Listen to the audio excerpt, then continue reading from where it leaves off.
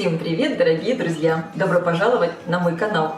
Сегодня я готовлю очень вкусный песочный пирог с творожной начинкой и кокосовой песочной крошкой.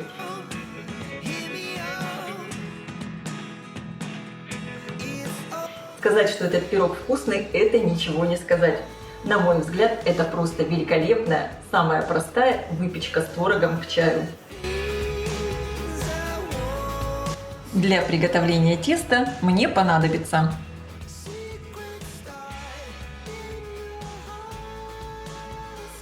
яйцо смешаю с экстрактом ванили. В миску просеиваю муку и разрыхлитель для теста.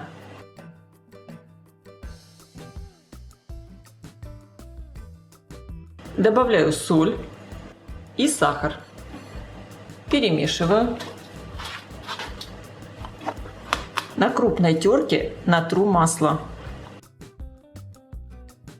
Периодически масло перемешиваю с мукой. Перетираю масло с сухими ингредиентами до получения однородной крошки.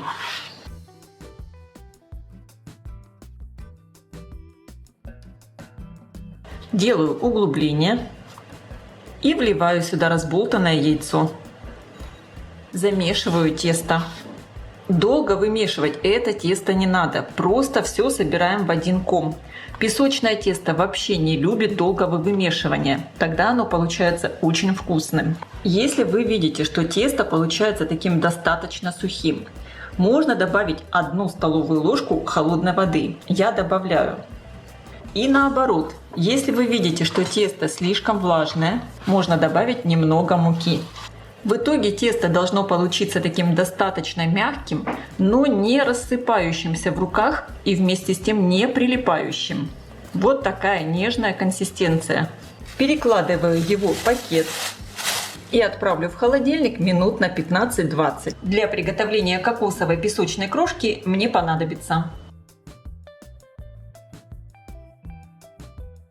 масло ножом порежу на небольшие кусочки.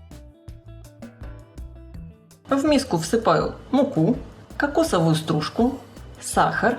Сахар можно корректировать по вкусу. Я беру не слишком много сахара. Немного все перемешиваю и добавляю кусочки масла. Если вы не хотите использовать кокосовую стружку, ее можно заменить таким же количеством обычной муки. Получится просто обычная песочная крошка. Вот такая в итоге крошка должна получиться. И пока я ее отправляю в холодильник. Выпекать пирог я буду в разъемной форме, диаметр 24 см. Дно выстелила пергаментной бумагой. Ничем не смазываю. Для приготовления творожной начинки мне понадобится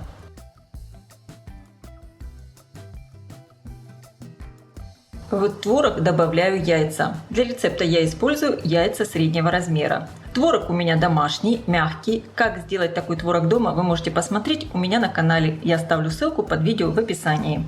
Всыпаю сахар. Сахар можно корректировать по вкусу, в зависимости от того, какой у вас творог. Добавляю 30 граммов кукурузного крахмала и 2 чайные ложки экстракта ванили. Можно использовать и ванильный сахар. И теперь эту массу я хорошо пробиваю блендером до однородности.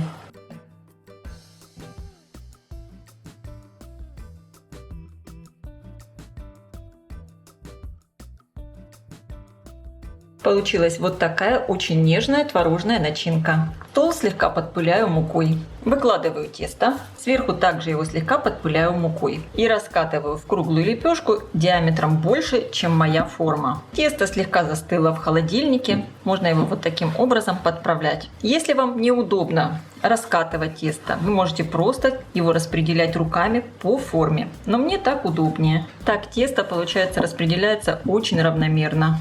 Дно получается одной толщины. Тесто подпыляю мукой. Накручиваю его на скалку. Так его удобно будет переносить. Если тесто где-то чуть-чуть рвется, трескается, в этом нет ничего страшного. Все потом легко подправить прямо в форме. Переношу его в форму.